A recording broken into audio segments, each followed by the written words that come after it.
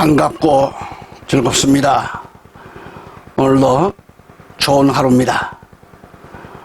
오늘도 예수님 재림의 때 일어나는 사건들이라는 주제로 5번째 말씀을 드립니다. 특히 오늘은 말씀의 핵심은 잘못된 회개, 이걸 영으로 이기는 삶을 말씀드리고자 합니다. 그러면 성경 말씀을 보겠습니다. 출애굽기 9장 22절로 35절까지 제가 쭉 읽어드리겠습니다. 주께서 모세에게 말씀하시기를 너는 하늘을 향하여 손을 뻗쳐서 이집트 전역에 우박이 내리게 하고 이집트 전역에 걸쳐 사람과 짐승과 들의 모든 채소 위에 내리게 하라 하시더라. 모세가 하늘을 향하여 그의 막대기를 뻗치니 주께서 천둥과 우박을 보내시고 불이 땅 위로 달리더라. 주께서 이집트 땅에 우박을 내리시니라. 그러므로 우박이 내리는데 매우 심한 불이 우박과 섞여 내리더라. 이집트가 나라가 된 이래로 이집트 온 땅에 그와 같은 것은 한 번도 없었더라.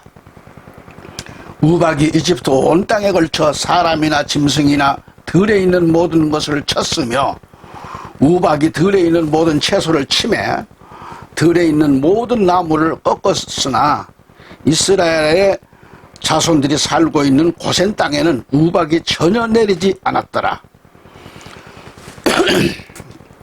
파라오가 보내서 모세와 아론을 불러 그들에게 말하기를 이번에는 내가 죄를 지었도다.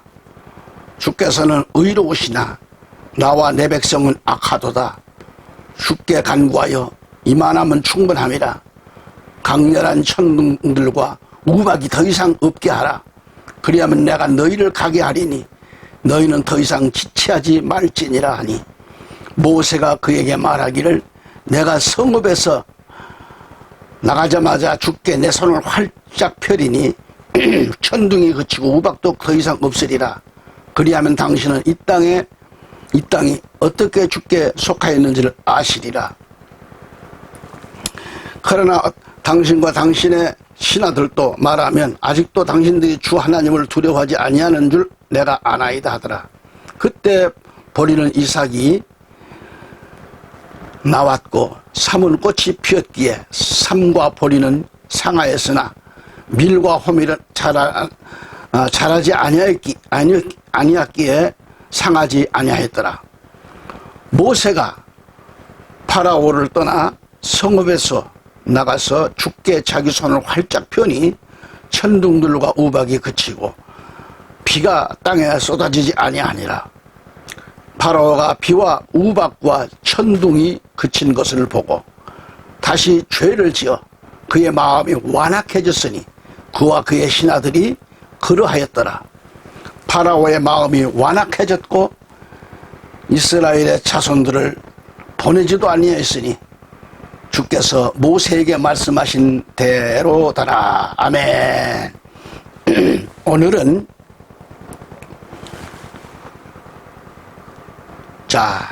잘못된 회개에 대해서 영으로 이기는 삶이라는 제목으로 말씀을 지금 상고하고자 합니다. 위에서도 말씀을 드렸습니다만 예수님 재림의 때 일어나는 사건들이라는 것으로 말씀을 드리는 거죠. 첫째, 파라오의 잘못된 회개를 오늘 본문을 통해서 보았습니다. 파라오란 뜻은 뭐예요? 큰 집이라는 겁니다. 큰 집 뜻이. 출애굽기 9장 22절 25절까지 오늘 봉독해드린 말씀을 보면 여호와께서 천둥과 우박을 쏟으셔요. 그리고 심한 불이 우박과 섞여 내리더라고 했어요. 하나님께서 이집트 온 땅에 우박으로 치셨다고 했죠. 24절에 보면 매우 심한 불이 우박과 섞여 내리더라. 그 우박이 이집트 온 땅에 걸쳐 사람이나 짐승이나 들에 있는 모든 것을 쳤으며 우박이 들에 있는 모든 채소를 치며 들에 있는 모든 나무를 꺾었다고 했습니다. 엄청난 재앙으로 이집트의 전역을 초토화시켜 쳐버린 겁니다. 이 엄청난 재앙이, 무시무시한 재앙이 이집트 역사상 단 한 번도 없었다라고 그랬어요. 성경에. 얼마나 하나님의 재앙이 무서웠던지 그때 파라오가 크게 회개합니다. 그래서 27절에 보면 파라오가 보내서 모세와 아론을 불러 그들에게 말하기를 이번에는 내가 죄를 지었도다. 주께서는 의로우시나 나와 내 백성은 악하도다 하고 회개한 겁니다. 파라오가 얼마나 급했으면 모세에게 사람을 보내가지고 철저히 회개한다고 전할까요? 33절을 보니까 모세가 파라오를 떠나 성읍에서 나가서 주께 자기 손을 활짝 펴니 천둥들과 우박이 그치고 비가 땅에 쏟아지지 아니하니라 그랬어요. 엄청난 재앙의 문제가 해결되었습니다. 그런데 모세 좀 보세요. 모세가 정말 회개했을까요? 34, 35절을 보면 파라오가 비와 우박과 천둥이 그친 것을 보고 다시 죄를 지었다 그랬어요. 그의 마음이 완악해졌다고 그랬어요. 그와 그의 신하들이 그렇게 됐다 그랬어요. 35절 파라오의 마음이 완악해졌다고 했죠. 이스라엘의 자손들을 보내지도 아니에요. 마음에 금방 돌아섰어요. 안 보내. 주께서 모세에게 말씀하신 대로더라 그렇게 말합니다. 그러니까 파라오의 회개는 거짓되고 위선된 회개였음이 드러났잖아요. 당장 그 무서운 재앙에서 하나님의 엄청난 대재앙을 모면해 보려는 얄팍한 수작을 부렸다는 거죠. 그러니까 파라오의 회개는 파렴치한 회개, 여호와 하나님을 모독하는 그런 행위. 이처럼 오늘 이 시대에도 교회를 다니고 예수를 믿는다는 자들이 그렇게 악하게 살며 거짓되고 위선된 회개로서 철저히 자신을 위장하고 있는 자들이 많습니다. 하나님을 모독하는 성도이든 목회자이든 어떤 일을 함에 있어서도 문제가 더 꼬이고 문제가 악화되고 문제가 극에 달하고 위기를 당하게 됐을 때 어떻게 행동하는가? 염치체면 불구하고 주여 나 좀 살려주세요. 막 땅을 치고 가슴을 치면서 머리를 쥐어박아 가면서 통곡하고 갈배가 으드득 소리가 나도록 메어 달리고 주님을 찾기 애통하는 모습을 볼 수 있습니다. 제가 기도원 집회를 가보면은 그 집회 때마다 참석을 해가지고 은혜를 아주 엄청나게 은혜를 받습니다. 굴에 들어가가지고 또 막 쥐어 하고 막 이제 그 아픈 문제를 놓고 막 그렇게 기도를 합니다. 그런 사람들이 내려가가지고 문제 해결을 받고 나면 하나님 좋다고 했는데 좀 잘 되니까는 또 믿음이 식어지는. 그리고 또 재차 얻어 터져가지고 기도원 올라온 사람들 내가 봤습니다. 한두 명이 아니에요. 그런 자들이. 여자고 남자고 말이죠. 어쨌든 간에 응답을 받고 문제가 해결돼서 숨통이 트이고 나면요. 언제 내가 하나님을 찾았냐? 언제 내가 하나님이 필요했던가? 그리고 교회와 목회자를 무시하고 하나님을 모독하며 그렇게 모독하는 등 정말 등 돌리는 그런 위선자들이 이 시대에 얼마나 많은지 몰라요. 사탄의 종으로 귀신의 종으로 변한 자들이 많습니다. 천둥들과 우박과 비가 멈추고 나면 다시 죄를 짓고 돌아섭니다. 이것은요 불쌍한 존재들이죠. 파라오의 잘못된 회개를 우리는 말씀을 통하여 보았습니다. 둘째로 우리는 누구를 볼 수 있을까요? 아무래도 우리는 아간을 한번 찾아봅니다. 아간이가 잘못된 회개를 합니다. 여호수아 7장 20절 21절 가서 읽어보면 아간이가 여호수아에게 대답하여 말하기를 참으로 내가 이스라엘의 주 하나님께 죄를 지어 내가 이렇게 행하였나이다. 내가 약탈물 가운데서 아름다운 바벨론제 옷 한 벌과 은 200세겔과 50세겔 무게의 금덩이 하나를 보고 탐내서 그것들을 취하였나이다. 벗어서 그것들을 내 장막 가운데 땅에 숨겼으며 은은 그 밑에 있나이다. 그렇게 말합니다. 성경에서 여리고 성이 무너진 것은 이 세상이 무너지는 것에 대한 그림자이고요. 과거 서양의 종교가 무너진 것처럼 한국 교회들이 무너지는 소리가 좀 들리고 있는 것 같습니다. 교회가 인본주의로 지금 타락한 서방 교회들이 무너졌듯이 한국 교회들이 지금 무너지고 있을, 간과해서는 안 될 일입니다. 무너지고 있어요. 성경의 여리고 성이 무너지는 모습이 이 세상인 바빌론이 무너지는 모습인데, 여리고 성이 6일 동안 매일 새벽마다 한 바퀴씩 성벽을 돌았지요. 그리고 7째 날 새벽이 되자 7납 바퀴를 돌면서 제사장들이 일체의 나팔을 붑니다. 따다다다다다. 그리고 일제히 함성을 질렀죠.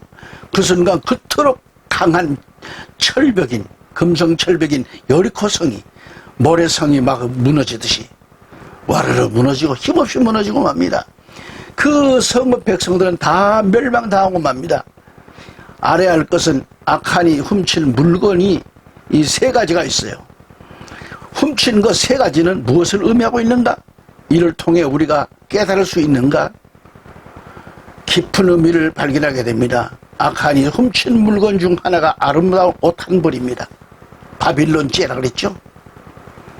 자, 이 옷은 외투이거나 세마포를 뜻하는데요. 이것은 또한 영적으로 성도들의 옳은 행실을 말해줍니다. 요한계시록 19장 8절에 정결하고 흰 세마포를 입게 하셨으니, 세마포는 성도들의 의라 그랬거든요. 옳은 행실이라 이 말이죠. 그러므로 나와 여러분이 의로운 사람이 되어야 하겠는데, 의로운 사람은 남의 것을 탐내지 말아야 됩니다. 남의 것을 훔치지 말아야 됩니다. 하나님은 의로운 사람, 옳은 행실을 갖는 하나님의 사람을 원하시는 거예요. 그런데 남의 외투인 남의 의로운 행실을 훔쳐서 어떻게 하겠다는 건가? 그래서는 절대 안 되는 건데 말이죠. 악한은 남의 외투 한 벌을 훔쳐와가지고 아무리 멋을 부리고 그 외투를 입고 나올지라도 하나님은 그를 바라보지 않으셔요. 오직 하나님은 우리가 자신의 행실로 나오기를 원하시는 겁니다. 각자가. 두 번째로 은이지, 은. 악한이 훔친 물건은 은입니다. 은은 뭘 가리켜요? 구원을 가리킵니다. 구원입니다. 이것은 순결을 의미합니다. 은하면 예수 그리스도를 믿음으로 얻어지는 것이 바로 구원을 가리킵니다. 그러나 남의 것을 훔친 것으로는 자신의 구원의 징표가 될 수 없어요. 순결도 마찬가지입니다. 우리가 내 몸 안에, 내 몸에 아무리 금으로 된 십자가 배지를 장착하고 다닐지라도 그건 구원과는 관계가 없습니다. 십자가를 옷에 장착했다고 해서 다 받은 것은 아닙니다. 성경 찬송을 옆구리에 끼고 다닌다고 해서 다 구원받은 것은 아닙니다. 또한 구원의 표인 은을 가지고 있을지라도 소용이 없습니다. 은은 망할 자들도 가지고 있어요. 그래서 훔친 것으로는 안 된다, 그런 얘기입니다. 그 다음에 금입니다. 금. 악한이가 훔친 것 중에 하나가 또 금이에요. 금은 믿음을 상징하죠. 믿음. 금보다 더 귀한 믿음. 금보다 더 귀한 믿음은 환난과 핍박을 불같은 그런 시련을 이긴 자들만이 가질 수 있는 그것이 금 같은 믿음이죠. 주여, 나에게 금 같은 믿음을 주시옵소서. 환난을 통과했느냐? 어떠한 수고를 했느냐는 말씀이죠. 그러니까 가만히 앉아있는 자들은 죽었다가 깨어날지라도 금은 얻지 못합니다. 애청자 여러분, 금과 같은 믿음을 갖기를 원하십니까? 그렇다면 용광로 속에 한 번쯤은 들어가야 되겠죠? 금이 돌덩어리 속에 섞여 있을 때는 용광로 속에 몇 번이고 들어갔다가 녹여진 것이 순금입니다. 참된 성도가 되는 길은 용광로와 같은 불 속에서 말에 단련돼야 돼요. 환란의 불 속에 들어가서 순금으로 변화가 돼야 됩니다. 환란의 불도가니 속에서 온전한 신자가 만들어지는 겁니다. 이걸 알아야 돼요. 환란을 싫어하고 예수를 편하게 믿으려 하고 쉽게만 예수를 따라가려는 자는 어렵습니다. 불 속에 들어간다 할지라도 얼마 견디지를 못하고 튀쳐나올 수밖에 없죠. 나약한 신앙을 가지고는 환란을 통과하지 못합니다. 금은 믿음을 의미하는데 나 자신이 금이 되어야 돼요. 남의 금이 아무리 좋은들 그림의 떡이죠. 남의 금이 좋다고 해서 훔쳐온다고 해도 그것은 내 것이 될 수 없습니다. 하나님께서는 오늘 내게 순금을 요구하십니다. 내 믿음을 내놓으라는 겁니다. 우리는 이 세 가지를 알아야 돼요. 여호수아 7장 1절에 아칸이 저주받은 물건을 취하고 범죄한 것입니다. 여기서 아칸이 회개해야함에도 불구하고 입을 열지 않았다는 것이죠. 그래서 여호수아 7장 18절에서 제비를 뽑는데 아칸이가 뽑혔다고 했어요. 그런데 16절부터 보면 이 유다 지파가 뽑힙니다. 그러다가 유다 지파는 가만히 있어요. 이들은 회개하지 않고 있습니다. 그래서 다시 쟤들은 뭐 깨끗한가, 그래서 다시 제비를 뽑았는데 이제는 사라인의 족속을 뽑았습니다. 그들이 뽑혔죠. 근데 그들 역시 아무 회개가 없어요. 그래서 또다시 제비를 뽑았는데 이제는 삽디다가 뽑히잖아요. 그러나 역시 삽디다도 조용한 거예요. 회개하지 않았습니다. 또다시 제비를 뽑았는데 칼미의 아들이 아칸이가 따가닥 뽑힙니다. 네 번째 제비를 뽑았을 때 아칸이가 뽑혔어요. 그러나 아칸은 이미 때가 늦은 회개가 되고 맙니다. 여호수아 7장 20절에 가보면 아칸이 여호수아에게 대답하여 말하기를 참으로 내가 이스라엘의 주 하나님께 죄를 지어 내가 이렇게 행하였나이다 하고 회개합니다. 여기서 아칸의 회개는 이유를 대는 회개였죠. 가증된 회개였습니다. 악한 자신이 죄를 저질렀음에도 불구하고 자신은 죄를 짓지 아니한 것처럼 입 다물고 있다가 네 번째 만에 악한 자신이 뽑혔고 그러나 회개를 하는데 가증단 회개를 했다 이 말이죠. 베드로후서 3장 9절에 주의 약속은 어떤 사람들이 더디다고 생각하는 것 같이 더딘 것이 아니라 오직 우리에 대하여 오래 참으시어 아무도 멸망하지 않고 다 회개에 이르게 하려 하심이라 그랬습니다. 하나님은 우리가 회개하고 돌아오기를 오래 참으시고 기다리시는 겁니다. 언제든지 회개하고 돌아오기를 바라시고 기회를 주고 계세요. 유다 지파를 뽑아봅니다. 사라인의 지파를 뽑아봅니다. 이제는 삽디다를 뽑아봅니다. 그러나 아무도 말 없어. 침묵만 하고 있는 겁니다. 하나님께서 그렇게 참으시고 기다리시고 계심에도 불구하고 회개치 아니하고 가만히 있는 거죠. 노아 때의 심판도 마찬가지였고요. 성경에 무드셀라는 969세까지 살았습니다. 최고의 장수를 누렸습니다. 장수했다라는 것은 하나님께서 오랫동안 기다렸다는 뜻이죠. 그토록 오랫동안 기다려도 돌아오지 않으니까 쳐버리는 거죠. 다시 말하면 하나님은 969년을 기다리신 거예요. 그래도 회개치 않자 쳐버리신 거죠. 마찬가지로 오늘 또 하나님은 오래 참으시고 기다리십니다. 그래도 돌아오지 않으시니 불로 치시는 겁니다. 마지막 때에는 불로 멸망합니다. 결국 악한은 아골골짜기, 즉 슬픔의 골짜기라는 거죠. 괴로움의 골짜기라는 뜻입니다. 영원히 괴로움과 고통을 당한다는 뜻입니다. 악한의 회개는 잘못된 회개였습니다. 애청자 여러분, 오늘도 여기서 말씀을 드립니다. 감사합니다. 뜨거운 여름철 건강을 유의하시기 바랍니다. 할렐루야, 감사합니다.